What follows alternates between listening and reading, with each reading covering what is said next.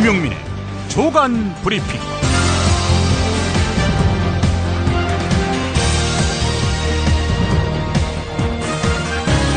2016년 4월 16일 토요일입니다. 세월호 2주기를 맞아서 한겨레가 여론조사를 했네요. 주제는 이겁니다. 세월호 참사는 우리 사회 공동체 구성원들의 삶에 어떤 영향을 끼쳤을까? 설문조사 결과를 보면 세월호 참사가 사회 참여라는 측면에서 삶에 영향을 줬는가라는 물음에 응답자 10명 가운데 6명이 영향을 주었다 이렇게 답했습니다. 공동체에 대한 생각에서도 비슷한 영향을 끼쳤는데요. 세월호 참사가 공동체에 대한 생각에 영향을 주었는가라는 질문에 전체 응답자의 61.6%가 영향을 주었다라고 답했는데 매우 큰 영향을 받았다는 응답이 19.9%나 됐습니다. 세월호 참사로 절반이 넘는 국민들이 사회 참여와 공동체에 대한 생각과 태도에 영향을 받은 것입니다. 엊그제 치러진 4.13 총선 결과에도 세월호 참사가 영향을 끼쳤을까? 선거를 보름여 남짓 앞두고 진행된 설문조사에서 세월호 참사와 투표 행위의 관계를 물었습니다. 이번 총선에서 투표 정당을 선택할 때 세월호 참사에 대해서 고려할지를 물어봤는데 고려할 것 같다가 42.6, 고려하지 않을 것 같다가 50.2%였습니다. 딱 절반을 넘으니까 세월호, 기억식 이런 데 참석 안 한다. 이런 야당 대표가 출연하는 거 아니겠습니까?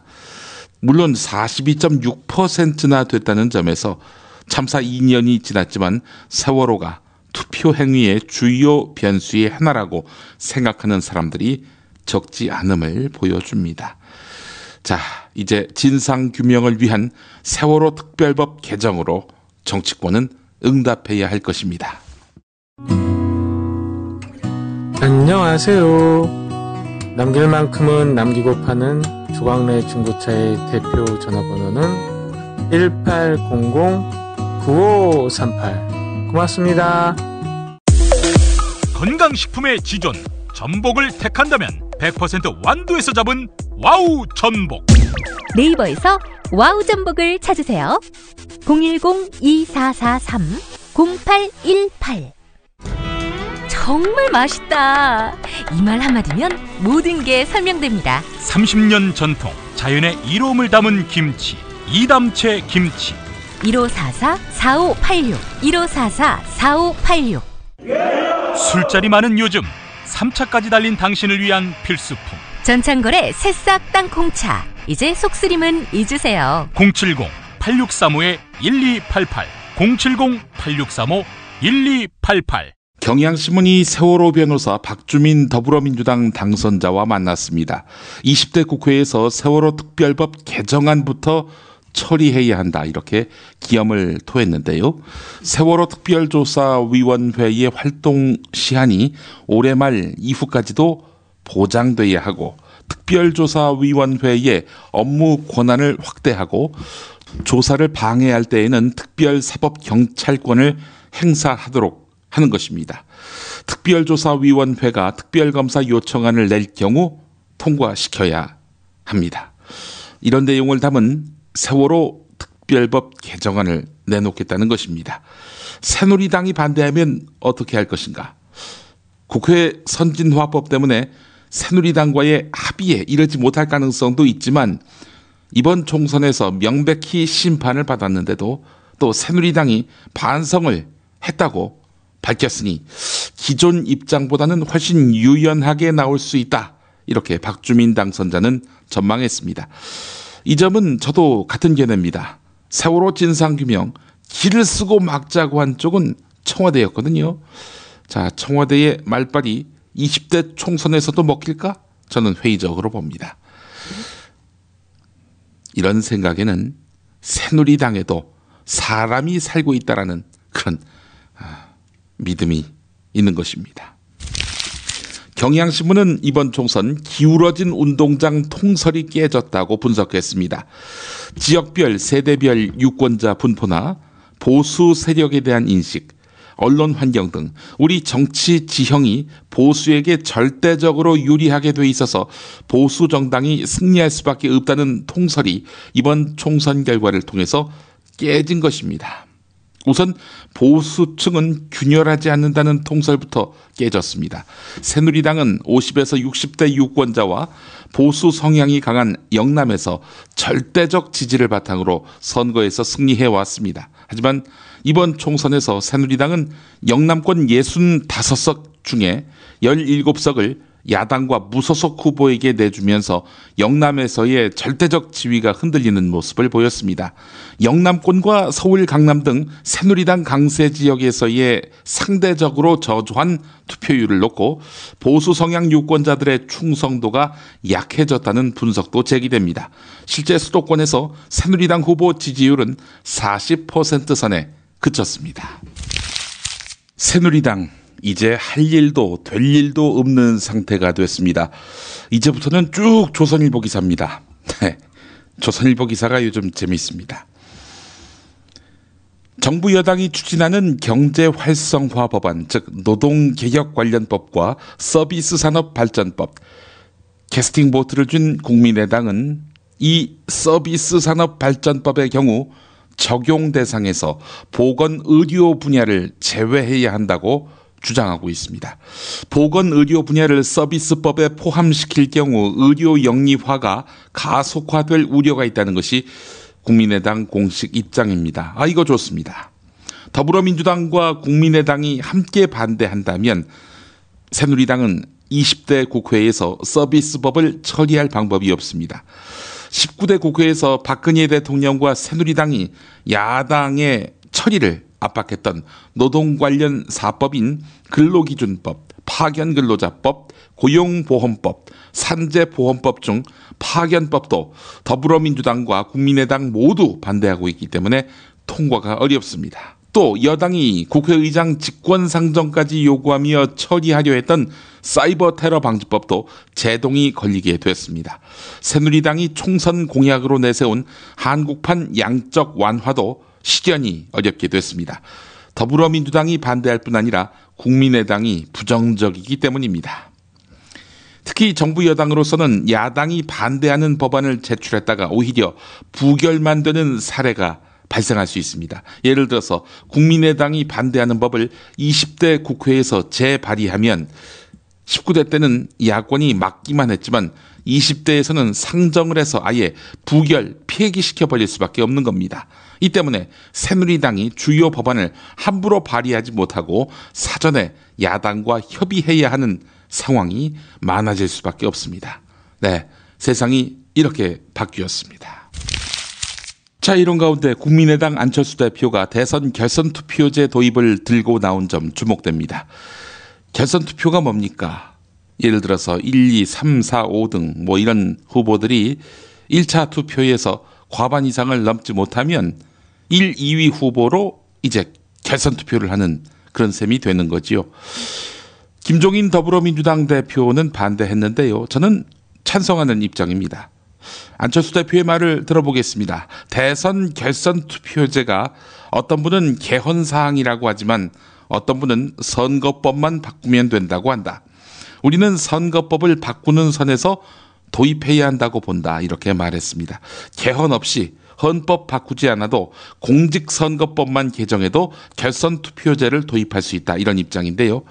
자, 그런데 이 주장, 대통령 선거에 관한 사항은 법률로 정한다는 헌법 67조 5항을 근거로 한 것으로 보입니다. 하지만 헌법학자들은 이렇게 바꾸려면 개헌을 해야 한다라는 의견을 다수가 내놓고 있습니다. 헌법학자들은 우리 헌법이 동점자 규정을 두면서도 과반 득표자가 없을 경우 규정을 따로 두지 않은 것은 결국 후보자 2명 이상일 때, 서너 명 그 이상이 될 때 한 표라도 더 많이 받은 최고 득표자를 대통령으로 선출한다는 원칙을 제기하고 있습니다. 자, 결선 투표 저는 왜 동의하냐고요? 결선 투표가 도입되면 이제 유일 여당은 깨집니다. 여러 여당, 여러 보수 정당이 나오게 됩니다. 야당은 선거 때마다 단일화에 몸살을 앓을 필요가 없어집니다. 당연히 새누리당이 반대하겠죠. 김종인 더불어민주당 대표도 반대합니다. 조선일보와의 인터뷰에서 김종인 대표는 안철수 대표의 결선 투표 제안에 대해서 개헌을 해야 하는데 새누리당이 동의를 해주겠느냐, 말도 안 되는 소리에 크게 신경 쓸 필요는 없을 것 같다, 이렇게 말했습니다. 김종인 대표는 3자 구도로 대선이 치러지는 것을 전제로 준비할 수밖에 없다, 이렇게 말했다고 합니다. 자, 그런데 4.13 총선이 끝나자마자 더불어민주당과 국민의당 양쪽에서 야권 통합론이 불거지고 있다는 그런 기사도 있습니다. 국민의당을 향한 구애는 더불어민주당 쪽에서 활발한데요. 누구도 과반수 의석을 확보하지 못한 상황에서 38석의 국민의당은 국정 주도권을 쥐려고 하는 더불어민주당 입장에서 반드시 필요하기 때문입니다. 비노뿐 아니라 박원순 서울시장도 분열은 필패라면서 저는 여전히 통합과 연대가 필요하다고 보고 있다, 이렇게 말했습니다. 국민의당에서는 주로 호남 출신 의원들을 중심으로 통합론이 불거지고 있는데요. 박지원, 천정배, 정동영 당선자가 그렇습니다. 그러나 당장 이행될 일 같지는 않습니다. 어쨌든 신뢰를 쌓는 일이 중요해 보입니다. 마지막으로 조선일보 기사입니다. 총선 참패에도 친박은 당권을 탈환할 생각뿐인 모양입니다. 친박과 비박이 이젠 차기 당권 갈등을 벌이고 있는데요. 친박은 당선자도 우리가 다수다, 이렇게 주장하고 있는데요. 공천을 그렇게 했으니까 당연히 당선자도 친박이 많겠죠. 사실 새 당대표로 거론되는 후보 모두 친박계입니다. 최경환 전 경제부총리 거론되고 있는데 글쎄요, 이 선거 패배 책임론이 불거지고 있는 마당에 출마할지 말지 고심 중이라고 하고요. 친박에서 이주영, 원유철, 이정현, 이 세 사람은 도전 의사를 분명히 했습니다. 하지만 비박근혜에게는 공천 파동을 일으켜 놓고 라면서 도끼눈을 뜨고 있습니다. 친박 패권주의는 또 망하는 길이다, 이렇게 말했다고 합니다. 드디어 등장했습니다. 이 세상에 패권주의는 친노밖에 없는 줄 알았는데 친박 패권주의가 처음 거론됐습니다. 자, 그런데 비박 대안이 없잖아요. 잠시 후에는 지상파 방송에서 10년 동안 방송 기자 일을 해왔던 김프로와 함께하는 김프로이드 꾸며보겠습니다. 수면 무호흡, 심한 코골이 이제 걱정 마세요. 여행, 군생활, 찜질방에서도 확인된 코골이 방지기구 코골이 119 1566-0783 1566-0783 참치의 맛은 좋은 참치가 좌우합니다. 구이동 대양 참치가 그렇습니다. 무한 리필에 더한 무한 감동, 직접 경험해보세요. 구이동 대양 참치 02-455-8087 살다 보면 꽃 주문할 일이 생깁니다. 1566-0263 네이버에서 검색된 사이트보다 최대 2만원 싸게 해드립니다. 좋은 사람과 플라워 1566-0263 잊지 마세요. 한우 사고를 집어넣고 24시간 팔팔 끓인 곰탕 연지연 곰탕. 어린이부터 노인까지 누구나 좋아하는 건강식 연지연 곰탕. 택배로 신청하시려면 010-7252-1114 드러난 현상만이 아니라 뉴스의 흐름, 의도까지 짚어드리겠습니다. 매일 종합일간지 주요 기사와 칼럼을 전해드리는 시간, 김용민의 조간 브리핑. 월요일부터 토요일까지 여러분의 뉴스 보좌관 김용민이 함께합니다. 들을 만한 팟캐스트를 찾고 계시다고요? 김프로쇼로 오십시오. 영화 이야기, 술 이야기, 정신과 상담에 음악 얘기까지 매일 30분 다양한 주제를 즐기실 수 있습니다. 팟캐스트에서는 듣기 힘든 라이브 음악도 준비되어 있습니다. 어려운 재즈를 쉽고 재밌게 알려드리는 보컬 연주도 들려드리는 재즈가 알고 싶다도 있습니다. 팟빵에서 지금 바로 김프로를 검색하세요. TV 뉴스 집중해 김프로이드. 네, 토요일마다 만나는 김프로 어서 오십시오. 네, 안녕하세요. 김프로입니다. 김프로이드 지난주에 저희가 쉬었는데 네. 예. 이번이 6번째 시간이죠. 이거 뭐 신경 쓰는 척 하시는데, 근데 예. 제가 꼭 붙어 가야 되겠어요. 예, 왜? 왜냐면 이 지난주 한 주 쉬었잖아요. 예. 선거 때문에. 예. 확 빠졌어요. 아, 김프로 재즈가 알고 싶다의 순위가 확 빠졌어요. 그래요. 그래서 이게 알겠습니다. 용님 형님을 꽉 붙잡고 가야 된다. 예. 충성하겠습니다. 이제부터 이제 그 우리 총선이 지났기 때문에 이제 네. 김프로의 시대가 열려요. 그렇죠. 저는 예언합니다. 대선 때까지 바짝 대박 날 겁니다. 대박. 땡겨주셔야 여러분, 됩니다. 바짝. 이 듣는 분들은 PD 김프로 쇼 네. 다운을 받으시기 바라겠습니다. 우리가 타이틀도 바꿔야 돼. 그런가요? 김프로 쇼 들읍시다. 이 코너 이름을 이렇게 좋다. 예. 제가 이제 뭐 개인적인 소회를 제 페이스북에다 남기도 했는데 예. 늘 제가 한 10년 동안 분노만 하며 살았거든요. 예. 소재가 늘 바뀌고 예. 제가 뭐 경찰 출입할 때는 비리 경찰, 음. 검찰 출입할 때는 비겁한 검사들, 네.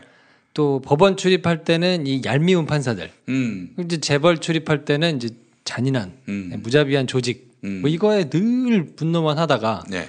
저는 늘상 분노만 하는 거예요. 하나가 끝나면 뭐 국정원 대선 개입 사건으로 분노하다가 끝나면 이제 간첩 조작으로 또 분노하다가 계속 분노만 한 거예요. 네. 이렇게 분노만 해서는 살 수가 없다 사람들이. 그렇지. 너무 필요하잖아요. 그럼.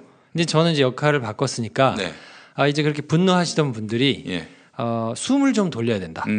그래서 이렇게 조금 길게 보고 예. 여유 있게 가면서 숨고르기를 할 누군가의 그런 역할도 필요하다.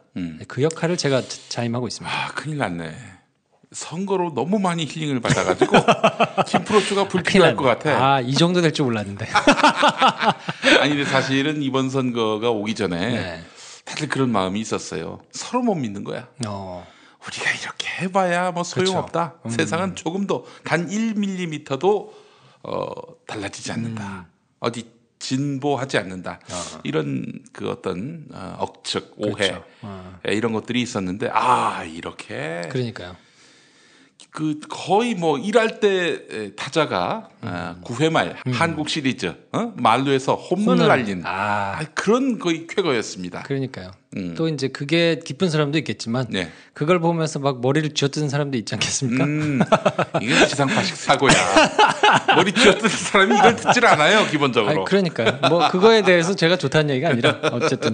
그래서 제가 요즘 이제 이번 선거를 보면서 느낀 게 민심이 참 이 수심이 깊은 물 같다. 그렇지. 왜냐하면 이 2012년 대선 때 그 이제 소셜 미디어, 이른바 이제 뉴 미디어라고 하는 거에 사람들이 전부인 줄 알고 예. 막 거기에 이제 했던 사람들이 선거 결과를 보고 철렁하고 한 방 먹었다고 생각해서 이제 굉장히 패배주의가 커졌잖아요. 그렇죠. 근데 사실은 이번 선거는 정반대였던 것 같아요. 올드 미디어, 그러니까 뭐 신문, 지상파, 종편 막 이런 데서 뉴스 채널. 막 그냥 난리가 났던 분위기 때문에 다들 절망해 있다가 네. 패를 까보고는 전부 다 깜짝 놀란. 그러니까 이게 정말 민심이 어느 하나에 이렇게 막 시끄럽게 한다고 예. 거기에 다 딸려가는 게 아니니까. 맞습니다. 그러니까 그 무엇이 진실을 이야기하고 무엇이 이 한쪽의 입장을 대변하는지 이런 것들을 국민들이 보는 눈이 있다.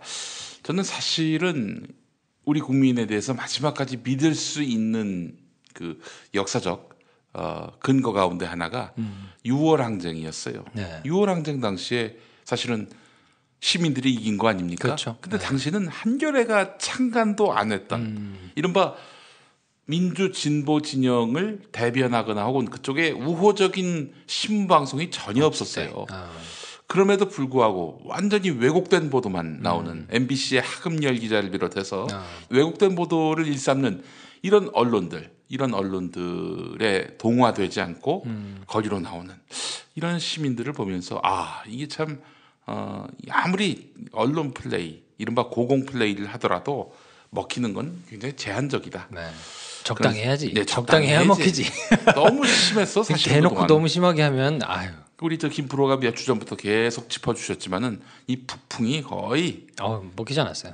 특히 이 북풍의 그 허구를 제대로 또 고발한 분이 또 SBS 김태훈 기자.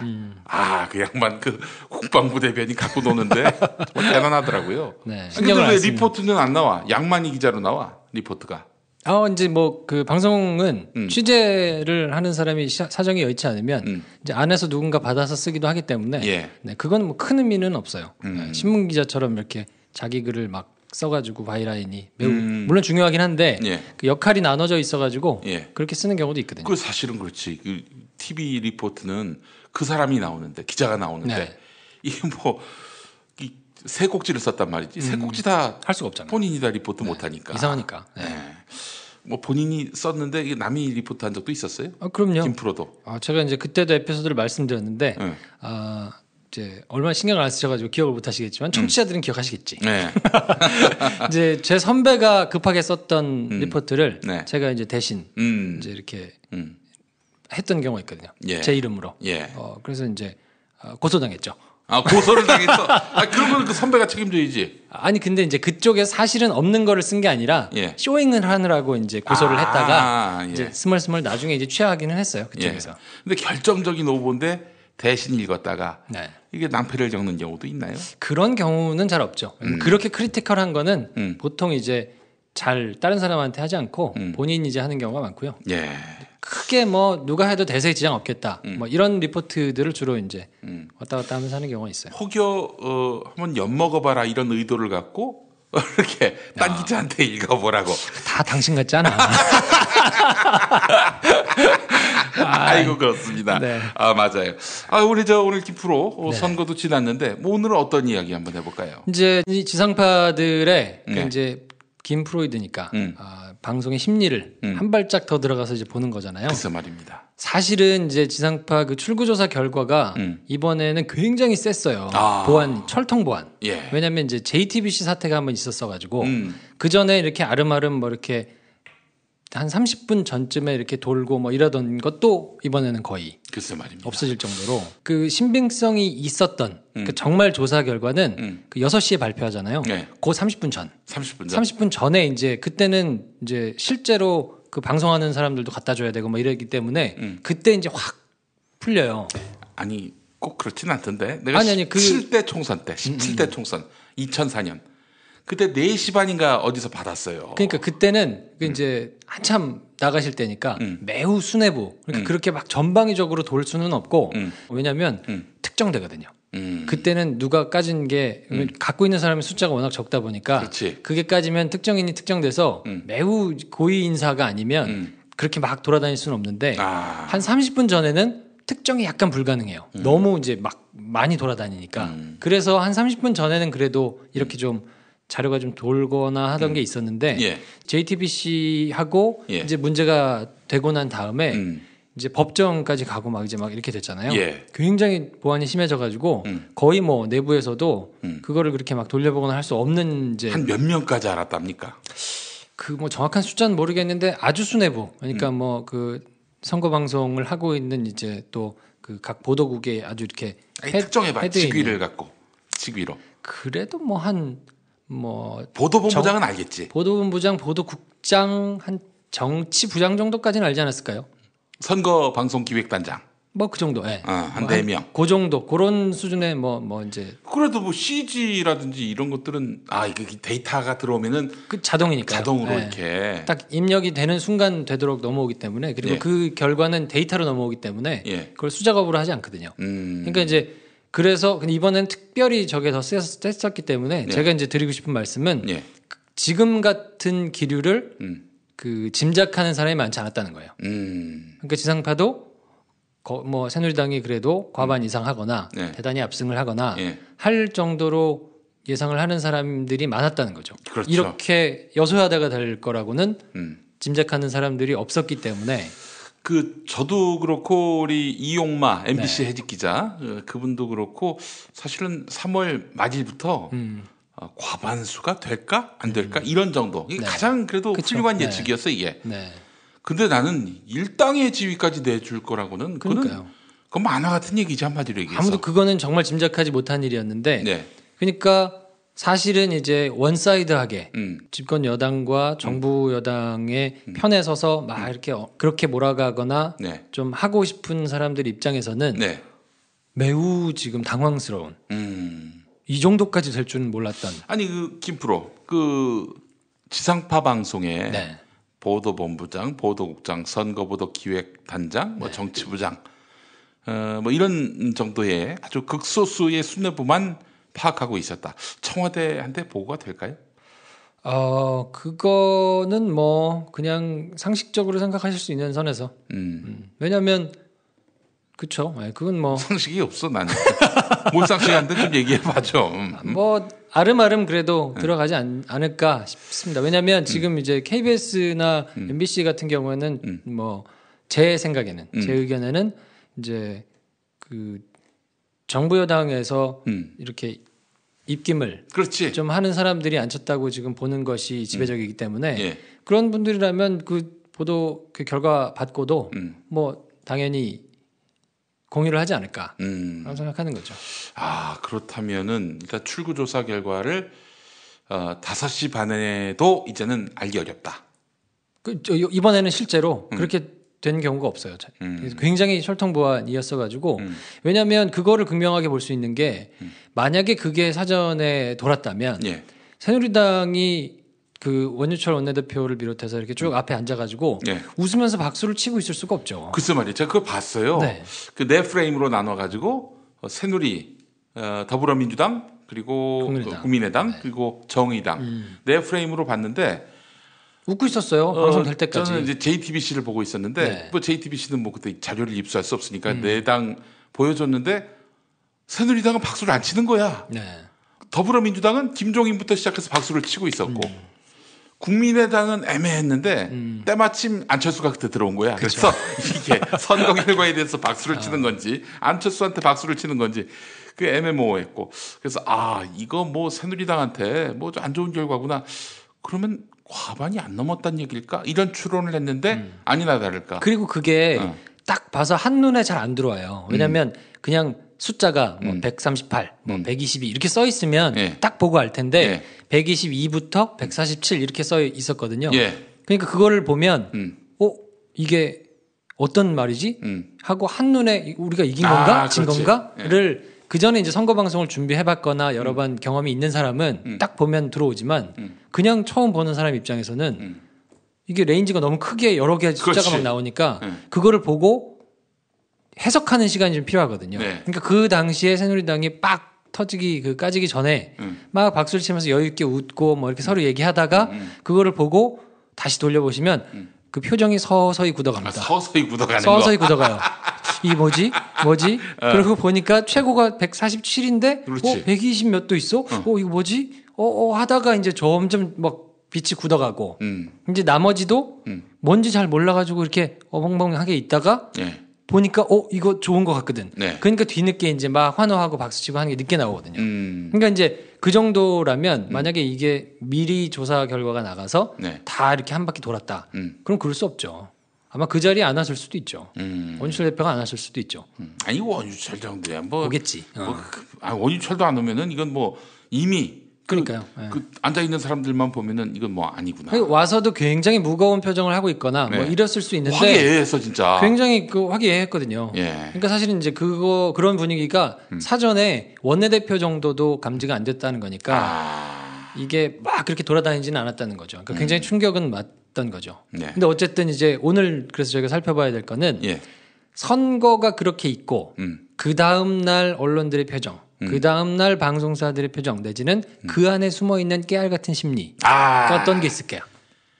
훌륭합니다. 이거는 진짜 생각도 못한 아이템인데 너무 그 기대가 크고요. 저 사실 기대 충족 못하면 또 방송 잘리는 거 아니에요?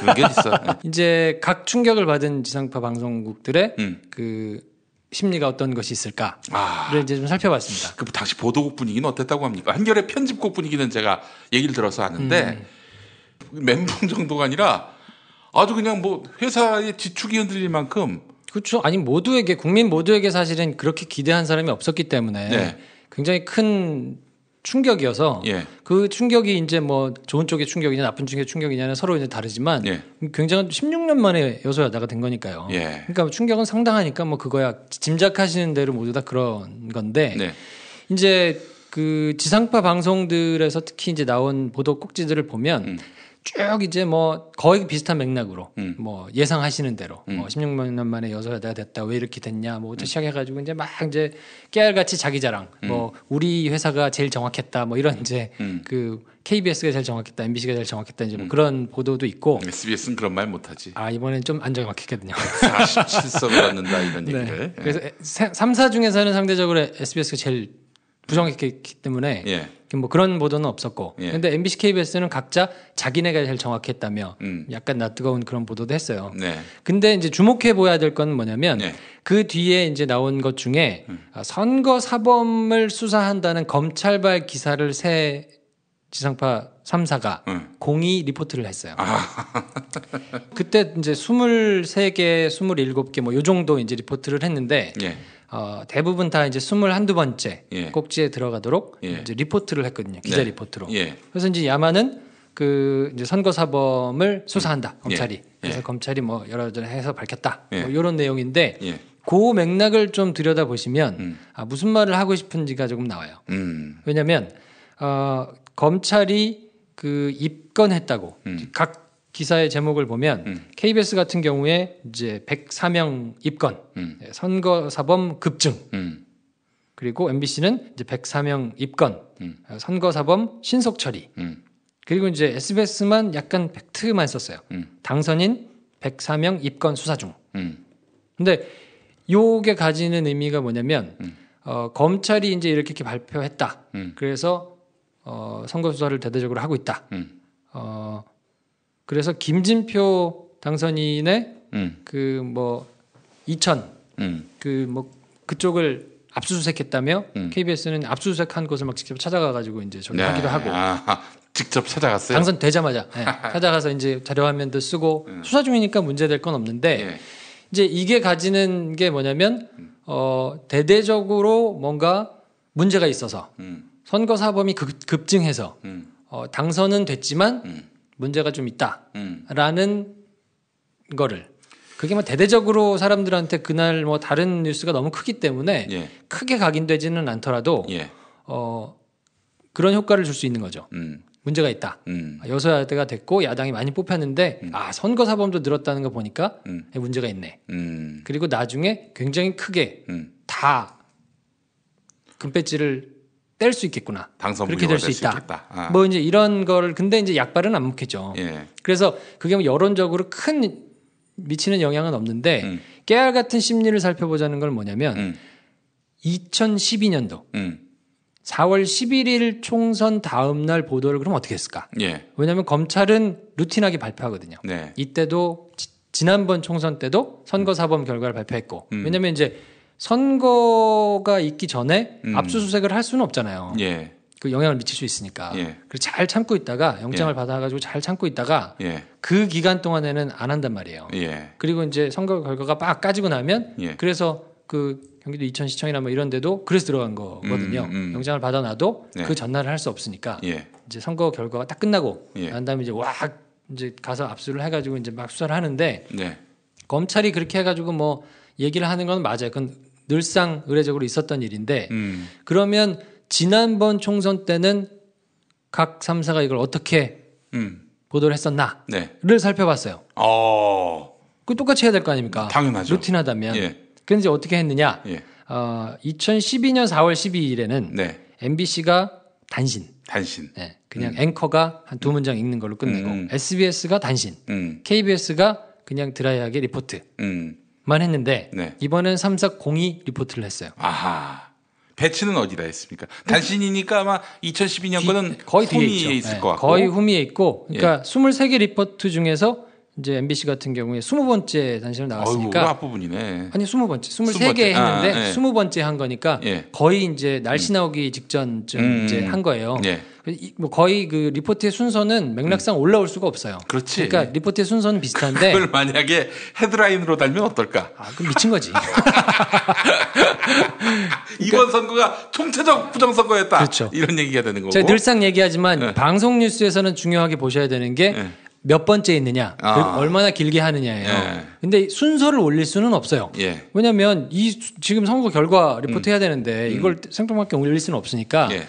이건 할 수 없는데 그러면 그 다음으로 봐야 되는 게 얼마나 길게 했느냐예요. 중요하게 보도했느냐를 예, 볼 예, 때. 예. 근데 옛날에는 단신했던 거를 예. 지금은 다 리포트를 공익 했단 리포트로. 말이에요. 그러면 이제 그렇게 리포트를 비중 있게 할 수밖에 없는 이유가 있는가를 살펴봐야 되는데 이 2012년에는 18대하고 비교해서 그러니까 19대 총선 때는 18대하고 비교해서 전체 그 입건자 수가 예. 38% 정도 증가했어요. 음. 근데 19대하고 비교해서 이번에는 전체가 한 30% 정도 증가했거든요. 그러니까 증가율만 놓고 보면 네. 비슷했던 거예요. 예. 오히려 전체 사범으로 치면 그때가 2012년 그때가 훨씬 많았던 거예요. 네. 근데 그때 단신으로 했었는데 지금은 리포트로 한 거니까 예. 이게 굉장히 큰 의미를 한 가져서 50% 60% 이렇게 늘어나야 이게 뭐 절대적인 수치로는 그런데 이제 내용으로 보면 이거를 단신 정도 하면 되지 않을까. 근데 굳이 단신이 아니라 더 시간을 들여가지고 리포트를 제작할 만큼의 예. 외부적인 요인은 없었다는 거예요. 예. 그러면 이제 그때부터는 의지가 들어갈 가능성이 높아진다는 거죠. 그래서 이걸 보면은 이걸 뭐 단신으로 해도 될 뉴스를 굳이 리포트 꼭지로 만든 걸 보면은 이번 선거의 그 의미를 폄하하기 위한 정권 심판론이라는 민의를 애써 축소하기 위한 그런 의도가 아닌가 이렇게 풀이할 수 있겠네요. 그렇죠. 근데 이제 그걸 전면에 내세우면 돌맞죠. 지금 분위기가 이런데 그렇지. 그랬다가는 이제 작살나니까 예. 약간 뒤에서 이제 이렇게 그냥 흙 뿌리는 정도? 아이 귀여워라. 세게는 못 하겠고 그래도 이제 티는 내야겠고 예. 뭐 약간 이제 이런 정도라고 생각을 하시면 되겠는데 근데 이제 여기서 다시 한번 저희가 좀 살펴봐야 될 문제가 뭐냐? 예. 제가 생각하기에는 검찰이 입건자를 발표했다고 리포트를 하는 것 자체가 예. 제가 볼 때는 약간 넌센스예요. 왜냐하면 예. 이러면 이제 수사가 어떻게 진행되는지를 조금 전체적으로 보셔야 이 맥락이 이해가 될 텐데 예. 수사라는 거는 사실 이제 범죄가 그러니까 입건이 뭐냐 물어보면 모르는 사람이 많아요. 입건이 뭐지? 입건이 뭔지 아세요? 입건부터 이제 수사를 시작한다. 그렇죠. 그 내사 후 단계. 그러니까 이제 그거를 지금 시사 평론을 하시니까 예. 그 정도를 알고 계신데 검찰이 입건했다는 얘기 잘 안 쓰거든요. 예. 근데 검찰이 입건자를 발표하는 기사는 잘 찾아보십시오. 없어요, 거의. 그러네. 없어요. 경찰이 입건하잖아요, 통상. 대부분 기사들을 보면 경찰이 누구누구를 입건했다. 예. 송치하기 전에 있어서. 그러니까 그렇지. 사건을 보면 예. 이제 이 사람이 범죄자일 것 같다. 혐의가 있는 것 같다. 예. 그래서 수사를 시작했습니다 하고 수사 명부에다가 사건을 적는 거를 입건이라고 그래요. 예. 그러면 수사가 시작됐다는 거거든요. 예. 그래서 이제 뭐 체포도 하고 뭐 더 심하면 이제 뭐 이렇게 해가지고 구속도 하고 뭐 해가지고 다 탈탈 털어가지고 조사를 해보니 문제 있어. 법을 위반한 게 맞아. 그러면 법원에다가 넘기잖아요. 예. 그 넘기는 거를 기소한다고 하는데 예. 수사를 해봤더니 혐의가 없어. 그러면 불기소를 하는 거예요. 예. 이건 죄가 위반한 게 없는 것 같습니다. 근데 이 입건 자체는 어떻게 시작되냐면 현행범으로 체포를 하거나 그렇지. 아니면 뭐 현장에서 사람을 팼다든지. 그렇죠.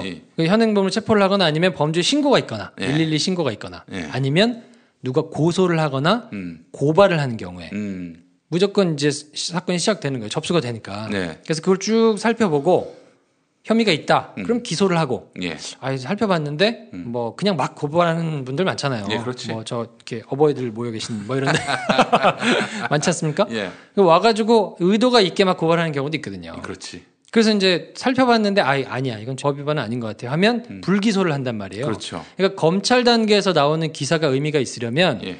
기소를 얼마나 했느냐, 기소율이 얼마가 되느냐를 따져보는 거는 의미가 있는 기사예요. 그렇지. 그렇지만 왜냐하면 기소를 할지 말지도 결정되지 않은 입건 단계에 있는 거를 검찰이 이렇게 했다며 보도를 하는 거는 그거는 약간 넌센스에 가깝다는 거죠. 게다가 당선자 이름을 직접 거명하면서. 그렇죠. 나중에 그 사람이 무혐의로 나오면 어떡할 겁니까? 그럼 뭐 다시 보도를 해줄 것도 아니잖아요. 그렇지. 무혐의로 나왔습니다. 그래서 같은 비중으로 보도를 해줄 게 아니거든요. 예. 그러니까 이런 경우에는 이제 입건을 했다면서 보도를 하는 경우에 고발을 그러니까 억울한 사람이 생길 수도 있는 거예요. 왜냐하면 상대편 진영에서 저 사람 뭐 했다면서 고발을 막 해 무차별적으로. 예. 그러면 어쨌든 검찰은 고발이 들어오면 수사를 해야 되니까 예. 수사를 진행해서 아니면 불기소를 하면 되거든요. 그러니까 그런 경우에 따져봐야 될 게 뭐냐면 예. 그러면 그 고발을 한 내용이 뭔가를 예. 또 살펴봐야 되는데 이번 사건, 그러니까 수사가 진행되는 내용을 살펴봤더니 예. 흑색 선전이 한 40% 되고 금품 선거가 한 18% 정도 돼요. 예. 근데 이 2012년에는 예. 그 금품에 대해서 대법원 양형위원회가 예. 이 선거를 뭔가 금품으로 이렇게 한 경우에는 엄단하겠다라는 그렇지. 양형 기준이 마련되고 막 이랬기 때문에 예. 그때는 이제 뭐 신속하게 수사를 하겠다 이러면서 이제 얘기를 했었는데 예. 이번에는 오히려 예. 흑색 선전이 많이 늘었다는 거예요. 음. 그럼 금품 선거는 상대적으로 비중이 줄어들고 그렇지. 흑색 선전이 늘어났다는 거는 양쪽이 피 터지게 싸웠다는 얘기거든요. 그렇죠. 저 새끼가 나빠요. 저 새끼가 뭐 이런 거예요. 그래서 막 유언비어 퍼뜨리고 막 했다는 건데 예. 그거는 상대적으로 돈으로 사람을 매수하는 거에 비해서는 예. 논란의 여지가 많은 거죠. 음. 쟤네가 흑색 선전을 했다면서 고발을 했는데 예. 따져보니까 그게 고발 아니고 의견을 얘기한 것일 수도 충분히 그렇지. 있거든요. 예. 그러니까 이런 경우가 40%로 늘어났다는 거는 그만큼 누군가 고발을 했거나 뭔가 의도를 가지고 했거나 뭐 이럴 논란의 여지가 많아서 예. 통계적인 의미를 가지기에는 조금 모자란다. 예. 그러니까 이것을 리포트로 정색하고 하는 것은 엄밀한 기준에서 보면 네. 안 해도 된다. 사실 그 현대 그 선거가요. 그 돈은 네. 이렇게 그 죄고 옥죄고 말은 풀어준다. 네. 이게 그 현대 그 선거법 취지입니다. 네. 그러니까 사실 논란이 되고 시비가 생기면은 자기 입장 표명하고 반박하고 뭐 그래야지 이걸 공권력이 나서서 수사한다. 누가 무서워서 말을 하겠어요. 뭐 지금 100번 양보해서 수사를 하는 거는 이해할 수 있다 이거예요. 왜냐하면 거기는 고소가 들어오거나 고발이 들어오면 그걸 수사를 안 하고 또 뭉갤 수는 없으니까 그렇지. 수사는 해야 되는데 네. 내가 지금 수사를 하고 있다는 사실을 만천하에 떠벌리면서 뭔가 문제가 있느냐 몰아가는 거는 매우 적절치 못한 것인데 예. 그거를 선거가 끝난 다음 날 이렇게 리포트로 뭔가 약간 힘을 실어가지고 보도하는 것은 매우 감정이 담긴 리포트일 가능성이 크다고 저는 해석합니다. 검찰이 지금 시대가 바뀌는데 아직도 그 저쪽이 살아있는 권력으로 착각하고 있는 건 아닌가요? 글쎄요. 근데 저는 이제 보기에 검찰은 충성한다고 봅니다. 저는 이거 뭐 디테일하게 야 이거 보도해라. 지금 이 지경에서 뭐 그 이번에 내사자가 많으니까 수사자가 많으니까 이거 보도하게 해라. 이렇게 뭐 지침이 내려왔다든지 그럴 것 같지는 않아요. 그냥 검찰 입장에서는 의뢰하던 거니까 예. 그냥 의뢰 발표를 하고 뭐 했을 것인데 네. 그리고 자기들의 역할이니까. 근데 그거를 받아 쓰느냐 마느냐는 오롯이 언론사에 있거든요. 예. 그러니까 그걸 뭐 맨날 나오던 건데 뭐 그리고 그냥 안 받았을 수도 있는데 그걸 굳이 비중 있게 받아 쓴 쪽에 문제가 좀 더 있다고 보고 예. 그러니까 저는 개인적으로는 검찰의 공안부 특히 네. 공안부는 뭐랄까 이 보수 진영에 충성한다고 보기보다 예. 저는 센 놈한테 충성한다고 봅니다. 아, 그렇죠. 죽은 권력보다는 살아있는 네. 권력.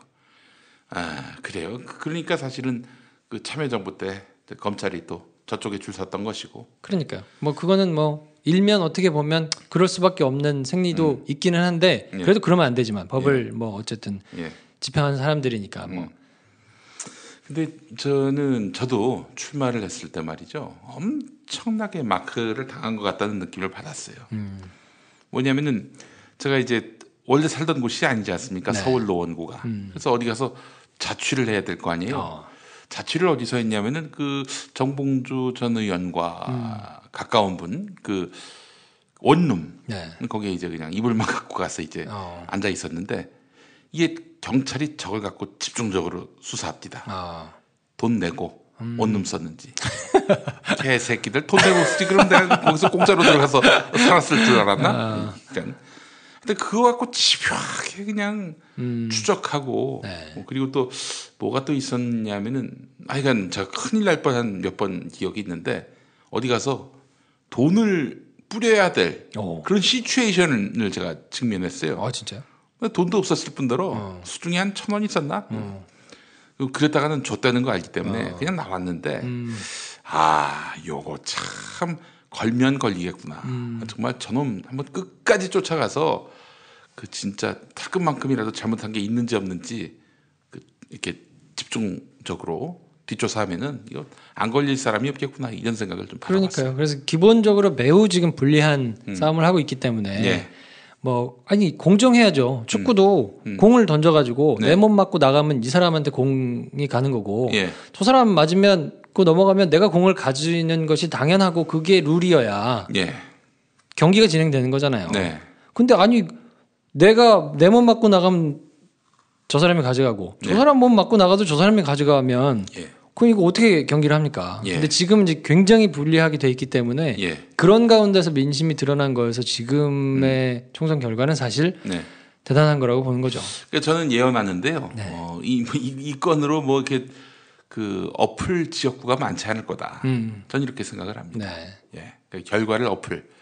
그러니까 허튼 짓 하지 말고 시민들, 국민들의 대의가 무엇인지를 좀 파악하는 현명하고 지혜로운 검찰이 됐으면 좋겠다. 그런 생각을. 나중에 이제 레임덕이 시작되고 음. 지형이 어떻게 바뀌고 네. 이제 뭔가 움직임이 있으면 네. 또 그때 가서 판단할 거예요. 그러니까 뭐 검찰이 저희 늘 얘기하잖아요. 예. 센 놈에게 충성할 가능성이 높은 예. 곳이기 때문에 예. 뭐 세다고 보이는 사람이 누구냐에 따라서 또 나중에 스멀스멀 그냥 없었던 것처럼 뭉개고 갈 여지도 충분히 있다고 봐요. 다음 정권에서 조응천 씨가 검찰을 책임지고 네. 표창원 씨가 경찰을 책임지고 그거 아주 볼만한 세상이 될 것 같아요. 일단 뭐 김병기 씨가 국정원 책임지고 그분들이 이제 뭐 정권이 바뀌어가지고 그렇게 될 수도 있지만 네. 저는 이제 그 전에 예. 국정감사장에 예. 그분들이 등장하는 것만으로도 저는 굉장히 기대를 갖고 있습니다. 예. 왜냐하면 이제 국감을 가서 보면 저도 모르는 것들이 그냥 막 소리만 치고 한 두 명 정도. 그러니까 전체 여야 의원들 중에 예. 실제로 피감기관에서 그러니까 예. 뭐 검찰이나 경찰이나 법원이나 이런 데서 예. 굉장히 껄끄럽게 생각하는 건 한 두어 명 정도예요. 나머지는 크게 긴장 안 합니다. 왜냐하면 아무것도 모르기 때문에. 국방부엔 또 정의당 김종대 네. 이분이 가면은 뭐 대박 나겠네. 국감에 그런 사람들이 나타나면 예. 굉장히 스트레스 받을 거예요. 왜냐하면 속속들이 다 알고 있으니까. 표창원은 뭐 경찰의 신일 테고. 그러니까요. 내부로 뭐 들을 수 있는 얘기도 많고 일단 메커니즘이 어떻게 돌아가는지를 아는 사람들이 가서 국정감사를 해야 꼼짝 못하고 자료 추궁도 하고 가져오라고 할 텐데 예. 지금까지는 그런 분들이 많지 않아 가지고 이게 전부 다 그 방송사 카메라 앞에 두고 네. 한 15초, 20초 딱 주목받을 수 있는 얘기만 하느라고 바빠요. 그렇지. 소리 지르고 쇼잉하는 것만 바쁘고 예. 실제로 질문을 하면 뭐 정말 저희는 이제 하루 종일 가가지고 이제 국정감사를 받아치니까 예. 욕 나오는 사람들 많아요. 이런 거를 앉아가지고 국정감사라고 지금 하고 있어? 저런 사람이 앉아가지고? 우리 김프로가 보기에 이 국회의원 괜찮다. 뭐 네. 누가 나쁘다 이렇게 얘기하는 건 좀 부담이 될 테니까 이 사람은 정말 이거 뭐 현안을 제대로 파악하고 있구나. 법원 검찰에서 인상적이었던 거는 예. 박영선, 박지원 생각하시는 분들 많을 텐데 예. 그분들은 허당해요. 정말로 그분들은 허당해요.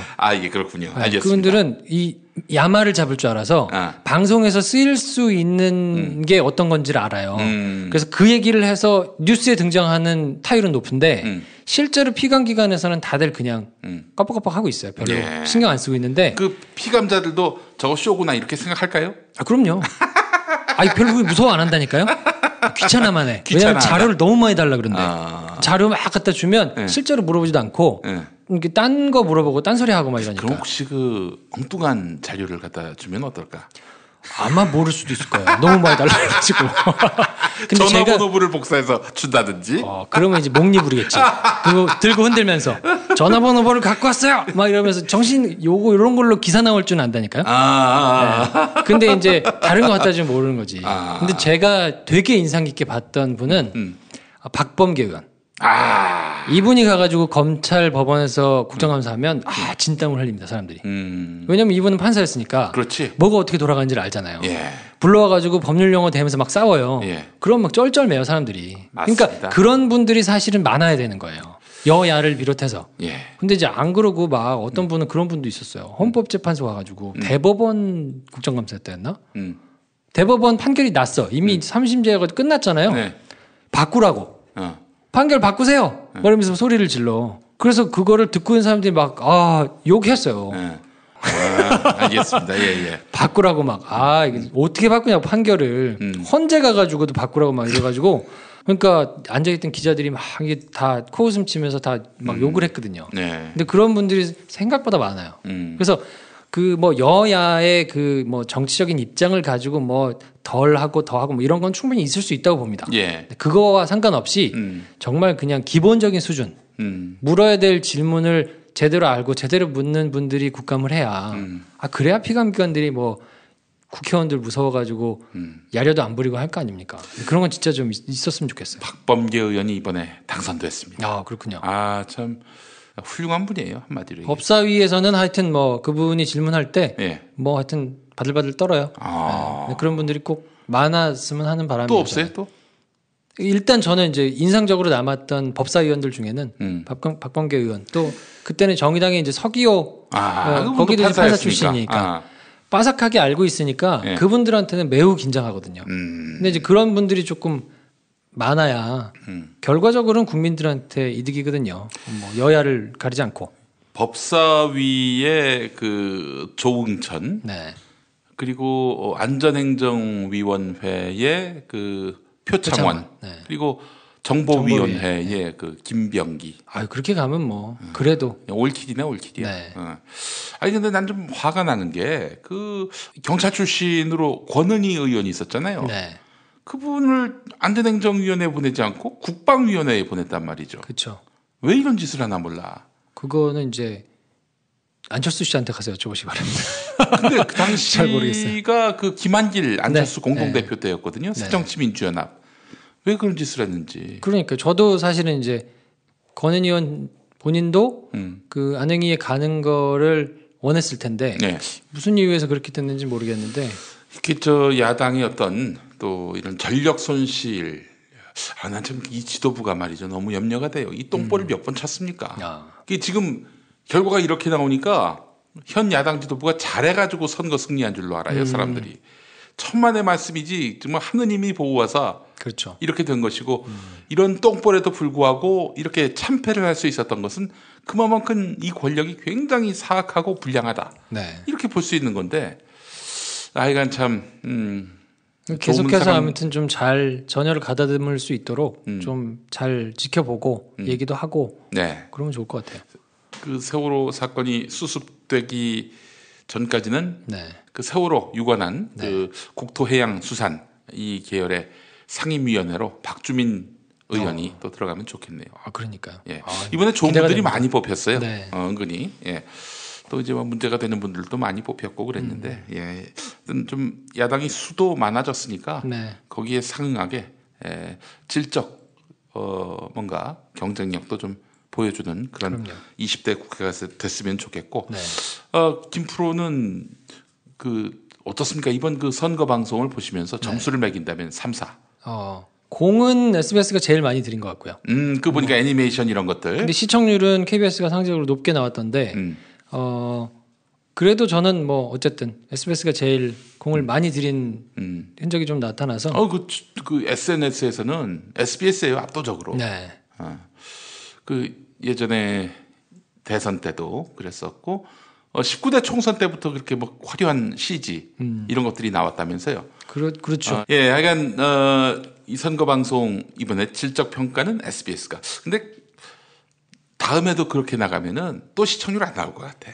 뭐 그런데 약간 식상할 수도 있죠. 아니 식상한 게 아니라 최고지. 네. 뭐 너무나 재밌고 그런데 그게 어르신들한테는 이게 또 그렇게 소화가 잘 안 된다고. 그럴 수도 있죠. 네. 그만큼 TV 주 시청층들이 계속 노령화되고 있어요. 네. 예, 그래서 참 앞으로 어떻게 될지 좀 봐야 될 텐데 만약에 네. 정권 교체의 가능성이 점점 높아진다. 그러면 지상파 방송 그 보도 뉴스 편집 어떻게 달라질 거라고 보세요? 저는 이제 늘 기자할 때도 이제 늘 혼자 생각했던 게 뭐냐면 예. 나의 역할이 예. 그 학교 교실로 치면요. 예. 오른쪽 분단 맨 끝에서 한 앞에서 한 두 번째 정도 앉은 애 역할이 아닌가. 예. 그러니까 늘 혼자 고민이었어요. 뭐냐면 수업 시작하기 전에 야야야 떴다 하는 애들 있잖아요. 음.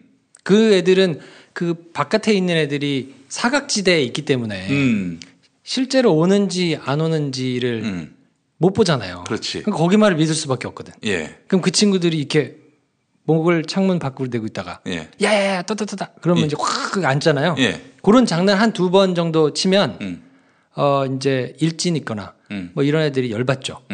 그럼 이제 욕을 하잖아요. 예. 그러면 조용합니다. 절대 그런 데 안 하죠. 예. 그건 비슷할 거라고 봐요. 센 사람이 누구냐? 진짜로 화가 났냐?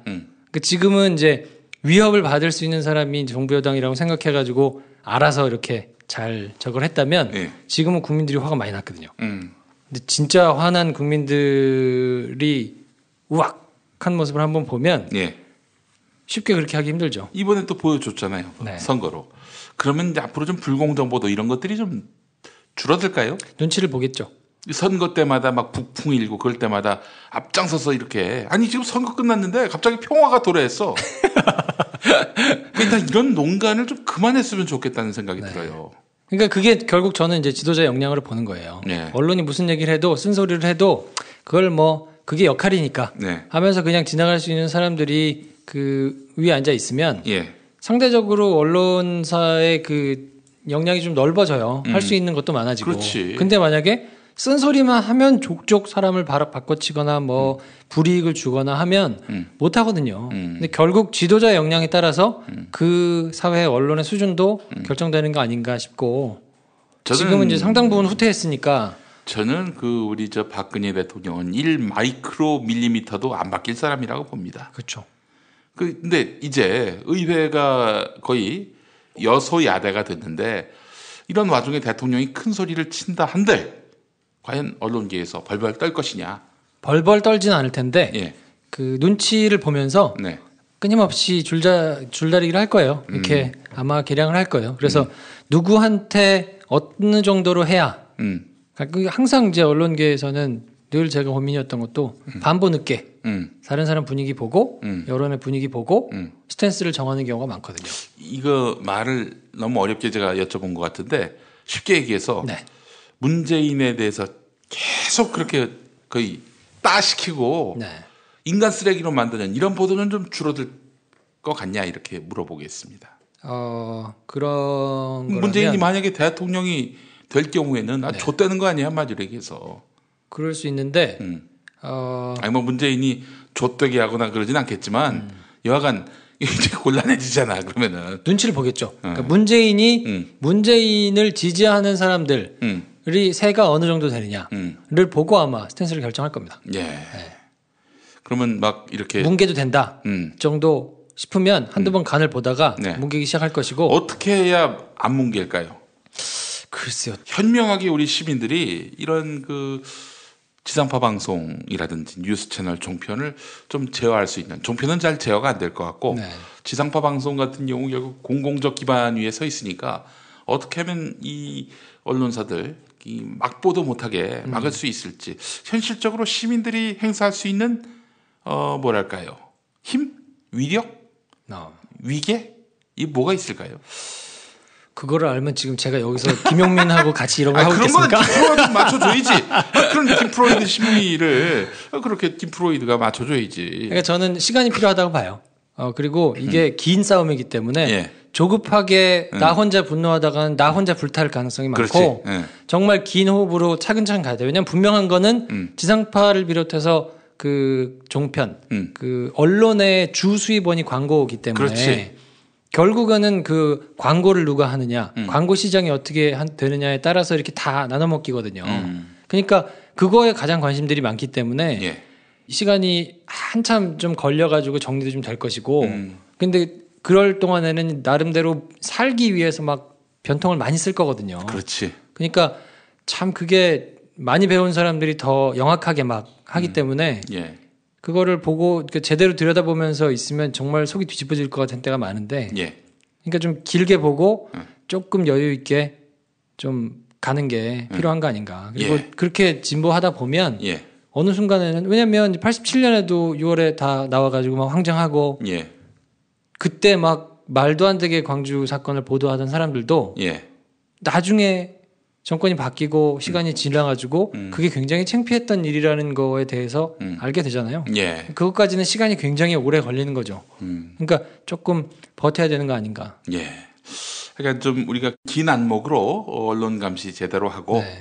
그렇게 해서 더 이상 언론이 그 프레임 갖고 이슈 갖고 장난치지 못하도록 관심을 갖고 지켜봐야 될 것 같고요. 아무리 뭐 잘 보기 힘들더라도 시민들이 조를 짜가지고 그 방송 뉴스를 좀 모니터할 필요가 있겠다 이런 생각도 들고 어떤 점을 모니터해야 되는지에 대해서도 교육이 필요할 것 같고. 그 방송사에서는 사실 제일 신경 쓰이는 게 직접적으로 보도 나가고 전화가 빗발치게 들어오거나 하면 예. 신경을 씁니다. 아, 그 점. 네. 그러니까 그런 거는 참고해 볼 필요가 있는 것 같아요. 왜냐하면 예. 누가 리포트를 했는데 어디다 전화합니까? 이제 보통 뭐 제보를 하는 곳이나 사회부나 뭐 이런 곳에 이제 뭐 각 노출된 정치부나 전화번호. 그렇죠. 글로 막 전화가 빗발치게 쏟아져 들어오면 그러면 아 이거 너무 이렇게 하면 문제가 되는구나라고 내부적으로도 각성이 좀 되거든요. 인터넷에 글을 올리는 건 어떻게 생각합니까? 그거는 뭐 그렇게 크게 무시하는. 왜냐하면 어른들이 인터넷을 잘 안 하기 때문에 아, 게시판을 들여다보거나 이러고 있지 않을 경우가 많아요. 윤세영 회장님 댁으로 전화를 하면 어떨까요? 전화번호 좀 알려주십시오. 좋은 방법. 네. 예, 좋은 방법이군요. 방송사에 전화를 해서 이게 보고가 되게. 불만이 있으면 그렇게 표시를 하는 것도 저 그렇게 전화가 많이 걸려오면 나는 한 통이지만 많은 전화가 택도 아닌 기사가 만약에 나온 것 같다. 예. 그래서 그런데 불만은 섞인 전화를 막 하면 실제로 그거를 신경을 쓸 수밖에 없거든요. 실제로 내 앞에서 막 전화가 걸려와가지고 막 그런 거를 보면 야 이거 이렇게 하다가는 약간 문제가 되겠다라는 생각이 들 수 있으니까. 예. 근데 그렇지 않고 뭐 우리끼리 페북에서 막 쓰면서 욕하고 어쩌고 하는 거는 페북 안 하면 그만이고 안 하는 분들도 많고. 예. 그러니까 SNS에서 치고받고 싸우는 것도 좋기는 한데 그거에만 몰두하고 있으면 또 우리 안에서만 또 빠질 수 있으니까. 아, 네. 찻잔 속의 태풍. 태풍, 트풍. 그러네요. 그런 것이 될 수 있다. 알겠습니다. 네. 자, 김프로이드와 함께 선거 이후에 네. 뭐, 터무니없는 이런 뭐 검찰의 선거사범 입범, 네. 입건 뉴스에 담겨진 그런 이면의 이런 여러 가지 꼼수들 이해할 수 없는 그런 정황들을 아주 손쉽게 듣기 좋게 풀어주셨습니다. 자, 네, 선거도 끝났으니까 예. 평일 30분씩은 김프로 쇼와 재즈가 알고 싶다. 알겠습니다. 오셔가지고 예. 조금 여유 있게 즐겨주십시오. 이런 얘기 처음 들으셨을 텐데 김프로 고맙다 하시는 분들은 김프로 쇼 가셔서 최신 프로그램 네. 요거죠. 열심히 좀 한 번씩 안 들어도 좋으니까 다운 받으시고 다운 받으신 다음에 또 포맷을 하고 또 새로 또 다운을 받는. 뭐 그냥 즐겁게 많은 사람들이 즐겁게 만들고 있으니까요. 예. 네, 즐겁게 들어주시면 그걸로 족합니다. 예. 김프로는 우리 편입니다. 여러분들 많이 밀어주시고 우리 좀 한번 김프로 좀 한번 뛰어봅시다. 수고하셨습니다. 네, 수고하셨습니다. 예.